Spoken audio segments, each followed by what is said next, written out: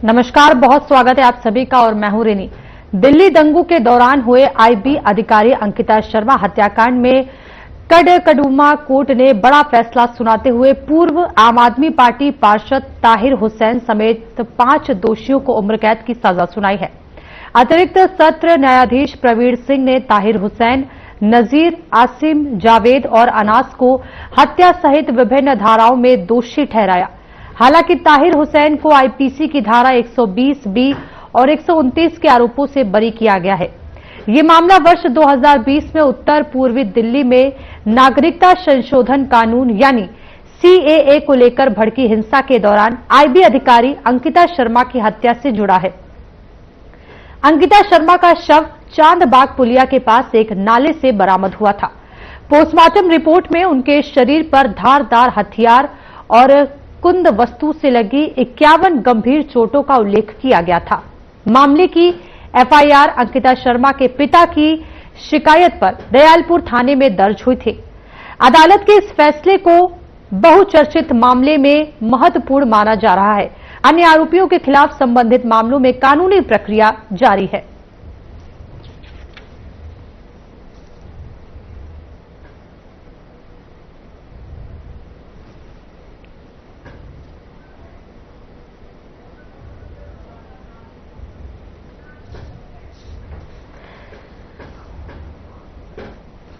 ठीक है, और आप इसी पर बात करेंगे। मौलाना नाजिम अशरफी मुस्लिम स्कॉलर हमारे साथ जुड़े हुए हैं। आपसे जानेंगे, जिस प्रकार से फांसी की सजा सुना दी गई है ताहिर हुसैन, इस पर उम्र कैद की सजा सुना दी गई है, तो इसको लेकर के क्या कुछ कहना है आपका? देखिए, मेरे ख्याल से अगर किसी लड़की का सवाल है और किसी की बेटी है वो और उसके बाप ने अपनी जवान बेटी की हत्या का मुकदमा अगर किसी के ऊपर लिखाया है, और मेरे ख्याल से जैसे कि आपने अभी मैं सुन रहा था कि 51 मतलब 51 चोटें उसको आई थी, तो 51 चोटों का मतलब यह है कि बहुत ही, कोर्ट ने शायद यही माना है इसमें कि बहुत ही ज्यादा बर्बरता से वो हत्या की गई थी और बहुत ही ज्यादा निर्दयता के साथ, यानी उसमें कोई रहम नहीं दिखाया गया। देखिए, कत्ल तो कत्ल है, कत्ल किसी भी तरीके से कत्ल हो वो कत्ल ही कहलाएगा, लेकिन किसी का कत्ल बहुत बुरे तरीके से कर देना, एक बड़े जो बुजुर्गों की है कहावत, वो ये कहते हैं कि अपना मारे तो छांव में डाले और दूसरा मारे तो धूप में डाले, तो वो वाली कहीं ना कहीं कहावत यहाँ पर सही होती दिखाई देती है। और उन्होंने सीधे सीधे तौर पर शायद कोर्ट ने ये माना कि ये हत्या जरूर होती है, लेकिन हत्या का एक तौर तरीका होता है, और वो लड़की है शायद और किसी की बेटी का सवाल है या हमारे नागरिक का सवाल है, हमारे भारतवर्ष का कोई भी फर्द अफराद या नागरिक जो भी अदरवाइज कोई भी पर्सन है, इसके साथ इतनी बर्बरता के साथ आप हत्या करने का कोई अधिकार नहीं है। पहली बात तो आप किसी को घूर भी नहीं सकते, आप गाली गलौच नहीं कर सकते, लाठी डंडे से नहीं मार सकते, किसी के मान सम्मान को ठेस नहीं पहुंचा सकते, और फिर कत्ल जैसी चीज तो बिल्कुल नहीं कर सकते, और इस्लाम तो इसकी इजाजत बिल्कुल भी नहीं देता है। हालांकि आज के दौर में लोग तरह तरह से अपने तौर तरीकों से अपने सवालात और जवाबात पेश कर रहे हैं, और तरीके तो अलग अलग तरीके से लोग कहते हैं। कुछ और भाई कहते हैं कि नहीं, इस्लाम तो ऐसा है, उसमें तो टेररिज्म है, वो तो आतंकवाद सिखाता है, और उसमें जो बहुत ही ख्याल या रहम नाम की कोई चीज नहीं है। पर ऐसा नहीं है, क्योंकि अपने तरीके से और अपने हर आदमी का एक सोचने का तरीका होता है, उसका एक लेवल होता है सोचने का, किसका क्या स्टेटस है, उसी के हिसाब से वो अपनी थिंग उसमें ज्वाइन करता है। मगर मेरा कहना यहाँ पर यह है कि वो इस्लाम इस चीज को बिल्कुल कतई मना करता है, क्योंकि एक कत्ल सारी इंसानियत के कत्ल इसको करार दिया गया है इस्लाम में। और उसको सिरे से खारिज करते हुए मैं ये कहता हूँ कि अगर किसी को वाकई उसके ऊपर ये जुर्म साबित हुआ है और वो वाकई कातिल है, उसने अगर हत्या या कत्ल जैसा कोई इन्होंने गिरफ्तार किया है, तो उसको सजाए मौत क्या, उससे भी अगर बुरी कहीं सजा हो तो उसको देने में कोई, मुझे नहीं लगता कि कोई बुरी बात है। और मैं इसमें बिल्कुल गुरेज नहीं करूंगा इस तरह की बात कहना कि साहब, अगर देखिए यहाँ हिंदू मुस्लिम का सवाल नहीं है, यहाँ अगर वो ताहिर उसका नाम है, नाम उसका कोई आदित्य होता, कोई भी नाम होता, कोई भी नाम होता, नाम से कोई फर्क नहीं पड़ जाना था।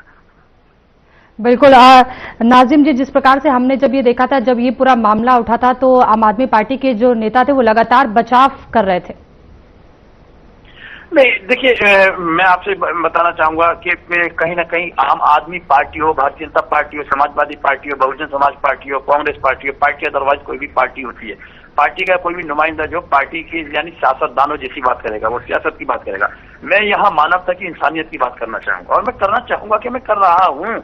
मैं इंसानियत के कायल हूँ, मैं इंसानियत के साथ रहना चाहता हूँ, क्योंकि आजकल आप पूरे देख रहे हैं ऑल ओवर वर्ल्ड, पूरी दुनिया में किस तरह कत्लो गारत मचा हुआ है। एक दूसरे के ऊपर परमाणु अटैक के अलावा बाकी सारी missile, drone attack, air attack, air strike, सभी कुछ अटैक्स एक दूसरे पर हो रहे हैं, काउंटर अटैक भी हो रहे हैं। लेकिन क्या आपको इससे लगता है क्या किसी का कोई बड़ा फायदा होने वाला है? पूरी दुनिया में त्राही मची हुई है, पूरी दुनिया में महंगाई का जो सर चढ़कर महंगाई बोल रही है, और आप देख रहे हैं कि बहुत सारे ही मुल्कों पर, चाहे वो ममालिक इस्लामी हो, चाहे ममालिक और अदर इस्लामिक हो, जैसे हमारे इंडिया है, पाकिस्तान या बांग्लादेश या कोई भी अदर, नेपाल, भूटान, वर्मा, चीन, अदरवाइज ओवरऑल कंट्रीज, सभी पर इस महंगाई का जो सामना सबको झेलना पड़ेगा और सामना करना पड़ रहा है। तो कहीं ना कहीं इसी तरीके से मैं ये बात कहना चाह रहा हूँ कि देखिए, यहाँ मैं इंसानियत को तरजीह देना चाहूंगा, क्योंकि इंसानियत बहुत बड़ी चीज है। इंसानियत से लोगों के दिल जीते जाते हैं, इंसानियत से किले जीते जाते हैं, इंसानियत से सारे मैटर शॉर्ट आउट होते हैं, और इंसानियत से बड़ा कोई धर्म ईमान नहीं होता, क्योंकि सबसे हमारे आका मोहम्मद रसूलुल्लाह सल्लल्लाहु अलैहि वसल्लम, उनको मोहसिन इंसानियत कहा गया,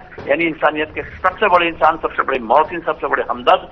तो हमें वो यही सिखाते हैं कि सबसे पहले आप इंसानियत सीखे। और अल्लाह के रसूल सल्लल्लाहु अलैहि वसल्लम इरशाद फरमाते हैं कि आप अगर ईमान वाले हैं, आप मेरे ऊपर ईमान लाए हैं, आप अल्लाह को वहदहू ला शरीक मानते हैं, अल्लाह को अकेला मानते हैं, और आप हदीस पाक को मानते हैं, कुरान को मानते हैं, लेकिन आप एक बात समझ लीजिए, ये आपका ईमान हो गया, मगर आपकी अपने मुल्क के साथ वफादारी भी ईमान का आधा हिस्सा है। वो कहते हैं मुल्क के साथ वफादारी निस्फुल ईमान है, यानी 50-50। तो आधा ईमान हमारा तब कंप्लीट होता है जब हम अपने मुल्क के साथ वफादार होते हैं, हम इंसानियत पेश करते हैं। तो इंसानियत का यहाँ सवाल है, यहाँ पार्टी का या राजनीतिक पार्टी का मैं उनमें सब नहीं जाना चाहता, वो तो पॉलिटिशियन पार्टियां, तो पॉलिटिशियन जितने भी पर्सन पॉलिटिशियन है वो तो अपनी पॉलिटिक्स जैसी बातें करेंगे, अपनी रोटियां बनाएंगे राजनीति की। ना मैं आम आदमी की बात करता हूँ, ना मैं AIM की बात करता हूँ, ना Samajwadi Bharatiya Janata party, otherwise overall Indian parties, but I am not satisfied overall parties thinking. लेकिन जिस प्रकार से देखा गया था कि जब ये सारी चीजें हुई थी, तब जो आम आदमी की पार्टी की तरफ से पूरी तरीके से संरक्षण देने की कोशिश की गई थी, बचाव और कार्रवाई को लेकर के, क्योंकि सबकी यही मांग थी कि कानूनी कार्रवाई होनी चाहिए। नहीं, देखिए, कानूनी कार्रवाई तो बिल्कुल होना चाहिए। उसकी वजह यह है कि कानून एक हमारे देश का एक ऐसा स्तंभ है, कहते हैं ना संविधान मानना बहुत जरूरी है, और संविधान के अंतर्गत आता है कॉन्स्टिट्यूशन ऑफ इंडिया, यानी उसको अगर हम नहीं मानेंगे तो फिर मेरे ख्याल से हमें नहीं लगता कि मुल्क के साथ वफादारी हमारी हो पाएगी। तो यहाँ मेन चीज है, जैसे मीडिया भी हमारे भारत का चौथा स्तंभ माना जाता है, तो मीडिया का भी बड़ा अहम रोल होता है उसमें। अब मीडिया क्या चाहता है, मीडिया क्या कह रहा है, लोग उसको नहीं सुनना चाहते हैं, लोग किसी और तरीके से कहते हैं, लोग तरह तरह का मीडिया पर भी सवाल उठा देते हैं। तो मुझे नहीं लगता कि मीडिया पर सवाल उठाने से पहले, हाँ, कुछ मीडिया के मतलब लोग ऐसे होते होंगे कि उनको कहीं ना कहीं उनकी जो कार्रवाई वो गलत होती होंगी या उनकी थिंक सोच अलग हो जाती होगी, लेकिन मैं उनको नहीं कहना चाहूंगा। तो कार्रवाई का जहां तक सवाल है, कार्रवाई कोई भी हो, कार्रवाई की मांग करनी चाहिए। कार्रवाई क्योंकि हमारे मुल्क में इंसाफ के लिए अदलिया है, हमारे लिए अदालतें हैं, हमारे हुक्मरान होने के साथ साथ क्योंकि हमारे यहाँ जमहूरियत है, हमारे यहाँ कोई वैसे बादशाहत तो है नहीं, जमहूरियत है, हम वोट के जरिए अपना हुक्मरान चुनते हैं, और उसी के साथ साथ उसके जो नीचे जो आता है वो, क्योंकि कोई भी कानून पास होता है पहले वहाँ लोकसभा में पास होता है, राज्यसभा में पास होता है, और फिर उसको जो पास करके हम सुप्रीम कोर्ट भेजते हैं, तब वो कानून माना जाता है। मगर कानून हमारे मुल्क वतन अजीज हिंदुस्तान में अहम कड़ी है, और मैं समझता हूँ सारे मुल्कों में ये अहम कड़ी होती होगी, बट मैं अपने भारत की बात करूंगा तो यहाँ पर ये अहम कड़ी है, और इसको मानना चाहिए, और कानूनी कार्रवाई होनी चाहिए कानून के दायरे में रह करके। ऐसा नहीं है कि किसी को, जैसे कि अब उत्तर प्रदेश की अगर मैं बात करूं तो बुलडोजर एक्शन जो ये कहीं कानून में नहीं है, वो कानूनी कार्रवाई नहीं है। लेकिन अगर कानूनी कार्रवाई की कोई भी पर्सन, किसी बेटी का बाप, किसी बेटी का भाई, किसी महिला का पति अगर कोई कानूनी कार्रवाई की बात करता है तो मैं समझता हूँ वो इंसानियत के दायरे में आता है, क्योंकि कानूनी कार्रवाई की तो बात कर रहा है, कहीं ना कहीं वो जबरदस्ती या दादागिरी दमनगिरी की बात नहीं करता। तो मैं उसके साथ बिल्कुल। तो जिस प्रकार से इस मामले को लेकर लंबे समय से जो राजनीतिक आरोप और प्रत्यारोप होते रहे हैं, तो क्या लगता है अब राजनीति से ऊपर उठकर अदालत के फैसले को स्वीकार करना चाहिए? बिल्कुल ऑब्वियसली। देखिए, आप देख रहे हैं कि यहाँ पूरे भारतवर्ष के, मैं समझता हूँ मुस्लिम की अगर मैं बात करूं तो जितना भी जो भी सुप्रीम कोर्ट या अदालतों के जो भी फैसला है वो उन्होंने सराखों पर रखकर उसको माना है, और मानना भी चाहिए। और मैं समझता हूँ यहाँ फिर मैं शायद गलत थोड़ा सा यहाँ मैं कहूंगा अपने आप को, खुद को भी, क्योंकि मैं मुस्लिम हिंदू की बात ही नहीं करना चाह रहा था ना मैं करना चाहता हूँ। मैं कहता हूँ कोई भी अगर मसला है, वो कोई भी भाई हो, हिंदू, मुस्लिम, सिख, ईसाई, बौद्ध, जैन, अदरवाइज ओवरऑल कम्युनिटीज, तो जितनी भी है सबको मेरे ख्याल से कानून की बात को और अदालत की बात को सर्वोपरि मानना चाहिए, उसको अपनी सलाखों पर रखना चाहिए, और उसका अदालत का हुक्म मानना मेरे ख्याल से ना हम सबके लिए बहुत बेहतर एक तरीका हो सकता है। बिल्कुल। तो जिस प्रकार से ये जो फैसला लिया गया है, तो क्या लगता है आपको मुस्लिम समाज जो है इसे पूरा न्याय संगत फैसला मानेगा? क्या लगता है आपको?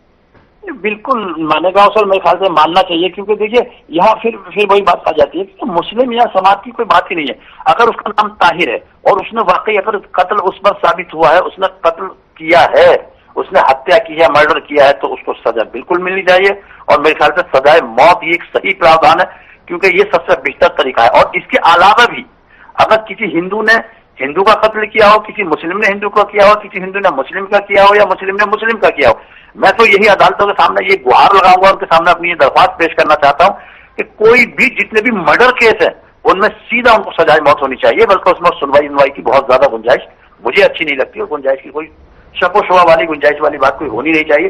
सीधा ये जो फैसला है, अगर कत्ल के बदले, क्योंकि इस्लाम उसको कहता है खून के बदले खून, अगर किसी का कत्ल हुआ है और उसके बदले उसको सजाए मौत सुनाई जाती है, तो मैं तो समझता हूँ मुस्लिम समाज को ये कबूल करना चाहिए, क्योंकि ये तो अंडर इस्लाम आती है, under Islam, constitution of Islam के अंडर में आती है ये चीज।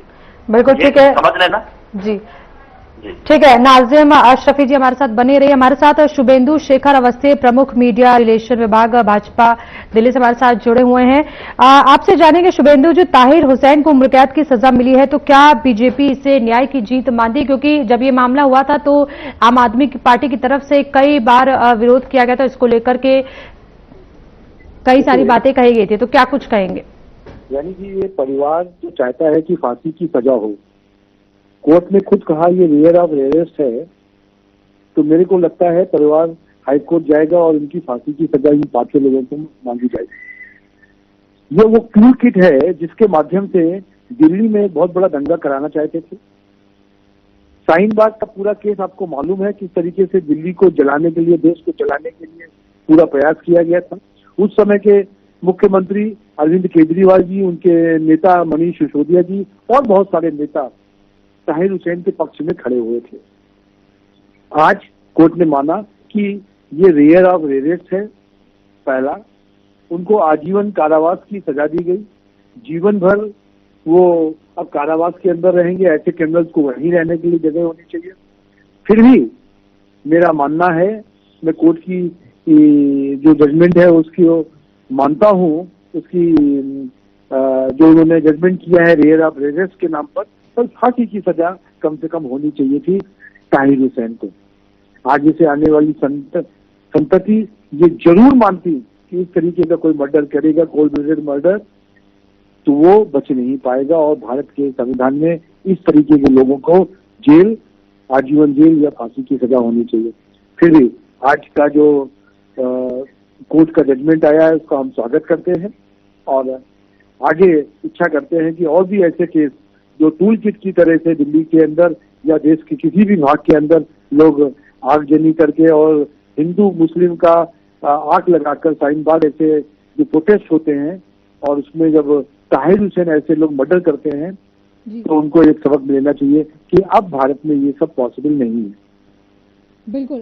तो शुभेंदु जी, जिस प्रकार से 2020 दिल्ली दंगे के इतने साल बाद फैसला है, तो क्या लगता है आपको न्याय मिलने में देरी को लेकर के भी सवाल नहीं उठेगा? 6 साल है, मैं मानता हूँ देर लगी है, पर देर आए पर दुरुस्त आए। देर लगी जरूर, क्योंकि बहुत सारे लोगों का ऐसे केसेस में वो लेना पड़ता है, गवाही लेनी पड़ती है, उनके पुलिस को केस बनाने में टाइम लगा 1.5 साल तो। और ये सब चीजें को जो उसके अंदर कई गवाह थे उनको डराया धमकाया गया। फिर भी मैं कहता हूँ कि भारत का जो न्याय होता है वो देर हो जाती है कई बार, पर वो जरूर सही होता है और इसका हम स्वागत करते हैं। बिल्कुल। शुभेंदु जी, जिस प्रकार से अगर बात करें तो विपक्ष अक्सर दंगों के मामलों में चुनिंदा कार्रवाई का आरोप लगाता है, तो इसका क्या जवाब देंगे? केजरीवाल जी और उन्होंने कहा था कि मुस्लिम हैं, मुसलमान हैं, इसलिए उनको पकड़ा गया है। अब कोर्ट में आके ये तय हो गया कि मर्डरिस्ट कोई हिंदू या मुस्लिम नहीं होता, वो मर्डरिस्ट होता है। और उस समय पर इस तरीके की बात को भड़काकर वो फिर से एक दंगा कराना चाहते थे। अब मेरा मानना है कि उसमें वो सफल नहीं हुए और आगे भी कभी नहीं हो पाएंगे। बस यही है कि इस तरीके की मंशा वाले लोगों को जनता और पहचान ले और धीरे से उनको भारत की राजनीति से खत्म कर दें। बिल्कुल। तो क्या लगता है जिस प्रकार से ताहिर हुसैन को उम्र कैद की सजा सुनाई गई है, तो मुस्लिम समाज इस फैसले का पूरा समर्थन करेगा? राष्ट्रवादी है, इस देश को अपना देश मानता है, वो इसका स्वागत करेगा। और जो कोई लोग पाकिस्तान और बाकी उसको समझते हैं या भारत विरोधी हैं, वो उसका स्वागत करें या ना करें, उससे हमको कोई फर्क पड़ना नहीं चाहिए। बिल्कुल। तो जिस प्रकार से अगर बात करें तो ताहिर हुसैन उस वक्त जनप्रतिनिधि थे, तो क्या लगता है आपको ऐसे में उनकी जिम्मेदारी आम आरोपी से ज्यादा नहीं बनती है? शुभेंदु जी। सजा मिली है उनको। दूसरा, जिस तरीके से आम आदमी पार्टी के लोगों ने उनको कैंडिडेट बनाया और उनको जिताया, ये उनके ऊपर भी बहुत बड़ा धब्बा है कि किस तरीके से ताहिर हुसैन ऐसे लोगों को आप टिकट देते हैं, आम आदमी पार्टी में रखते हैं और फिर उनको बचाने का प्रयास करते हैं। यही अरविंद केजरीवाल, मनीष सिसोदिया जी और बाकी नेता लोग, आतिशी मारलेना लोग, ये लोग उसको बचाने में बचाव कर रहे थे कि इसका कोई लेना देना नहीं है। वो तो जिस दिन FIR हुई सब सबूतों के बाद, तब जाके इन्होंने उसको पार्टी से निकाला। परंतु मैं फिर मानता हूं कि इसमें ताहिर हुसैन के साथ साथ जो मानसिकता के लोगों ने उनको सपोर्ट किया है, उनको भी सजा मिलनी चाहिए। वो अभी उनको सजा नहीं मिली है। बिल्कुल ठीक है। मौलाना नाजिम अशरफी भी हमारे साथ जुड़े हैं। नाजिम जी, जिस प्रकार से देखा गया कि जो धार्मिक नेताओं को अपने समुदाय के युवाओं से अपील करनी चाहिए कि किसी भी उकसावे में आकर कानून हाथ में ना ले। देखिए, मुझे लगता है कि भारतीय नेताओं की अपील तो एक अलग मसला है, लेकिन कम से कम जितने भी धर्म गुरु हैं, ये जितने भी जाति धर्म के लोग हैं, जैसे अपने सब अपने अपने धर्म को डील कर रहे हैं। सनातन वाले सनातन को कर रहे हैं, सिख वाले सिख को कर रहे हैं, ईसाई, जैन, बौद्ध, मुस्लिम, असल में चाहे वो मैं ही क्यों ना हूँ। तो मेरे ख्याल से जो हमारे धर्म गुरु है वो एक अहम हिस्सा है। मेरे ख्याल से वो एक अहम कड़ी हो सकते हैं। उनको भी अपने जो युवा है, जो नौजवान पीढ़ी है, वो बहन हो, बेटियां हो, बेटे हो, भाई हो, अदरवाइज ओवरऑल जितने भी युवा हैं उनको सबको ये आग्रह करना चाहिए और बहुत प्यार से उनको ये समझाया जाए कि आप जिस रास्ते पर जा रहे हैं वो रास्ता गलत है। जैसे कि मैंने कहा ना, देखिए, अगर ये जो हत्या के बदले में हत्या जो है, चाहे वो अलग बात है कि वो हत्या दूसरे तरीके से की गई थी, ये फांसी के तौर पर कानूनी प्रक्रिया के साथ होगी, लेकिन ये फिक्स कर देना चाहिए। This is my personal thinking. इसको फिक्स कर देना चाहिए। जैसे कि आप देखते हैं ओवरऑल गल्फ कंट्रीज में या मिडिल ईस्ट जितना है, वहां मौत की सजा मौत है। तो वहां आपने देखा होगा कत्ल जैसी चीज बहुत ना के बराबर सामने आती है और कोई किसी का कत्ल नहीं करता। हद तो यहाँ तक है सऊदी अरेबिया में लोग जब हाजी जाते हैं तो वो बताते हैं कि दुकानदार अपनी दुकान, अपनी शॉप को ऐसे ही खुला छोड़ देते हैं और कोई वहां कोई चीज चुराने की कोशिश नहीं करता, क्योंकि अगर कोई चोर कोई सी चीज को चुराता हुआ पाया गया तो उसका हाथ को कलम कर दिया जाता है, काट दिया जाता है, तो वहां चोरी नहीं होती। इसी तरीके से अगर हमारे यहाँ कत्ल के बदले सजाए मौत अगर फिक्स हो जाएंगी, अदालतें इसको फिक्स कर देंगी, तो मुझे नहीं लगता फिर किसी की माँ का बेटा जाएगा, किसी माँ का लाल जाएगा, किसी बहन का भाई जाएगा, किसी पत्नी का पति जाएगा, या किसी का भी बेटा कोई जैसे भी जिसान में कमाने वाला हो, या छोटा हो, बड़ा, या बेटी स्पेशली, तो वो मुझे नहीं लगता कि कोई अपने को खोने का दर्द दोबारा एहसास या महसूस करेगा। क्योंकि किसी की बेटी का, अपने बेटी को खोने का दर्द महसूस करेगा, बेटी को खोने का दर्द महसूस करेगा, पिता, चाचा, ताऊ, भतीजा, अदरवाइज ओवरऑल किसी का मर्डर होने से बाज आ जाएंगे लोग, मर्डर नहीं होगा।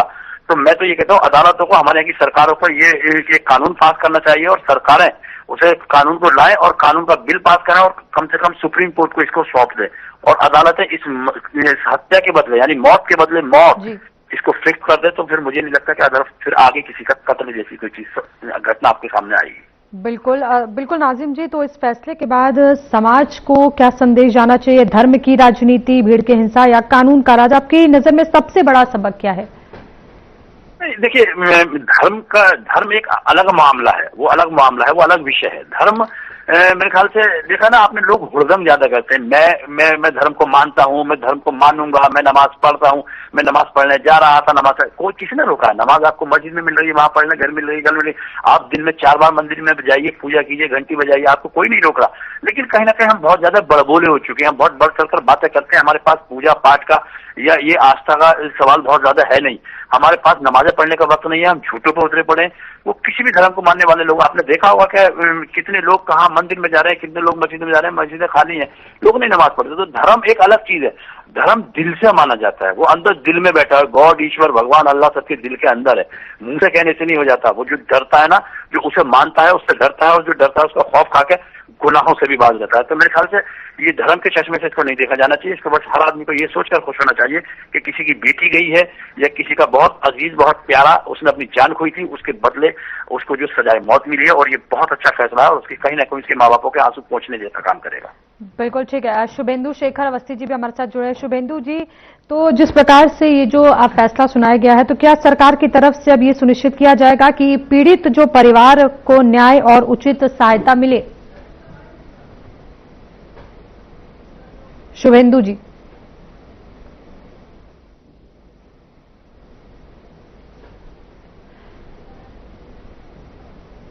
शुभेंदु जी, आप तक ठीक है। फिलहाल आप दोनों का हमारे साथ जुड़ने के लिए बहुत बहुत शुक्रिया। तो आपको बताते चले कि तो आपने देखा कि अंकित शर्मा हत्याकांड में ये बड़ा फैसला सुनाया गया है। ताहिर हुसैन समेत 5 को उम्र कैद की सजा सुनाई गई है। खबरों में आगे बढ़ेंगे, जहां उत्तर प्रदेश के मुख्य सचिव एसपी गोयल ने अपने पद पर 1 वर्ष का कार्यकाल पूरा कर लिया है। वर्ष 1989 बैच के आईएएस अधिकारी एसपी गोयल ने 31 जुलाई 2025 को प्रदेश के मुख्य सचिव का पदभार संभाला था। पिछले 1 वर्ष में उन्होंने विभिन्न विभागों के प्रशासनिक कार्यों और सरकारी नीतियों के प्रभावी क्रियान्वयन की निगरानी की। उनके नेतृत्व में शासन स्तर पर कई महत्वपूर्ण प्रशासनिक निर्णयों को आगे बढ़ाया गया।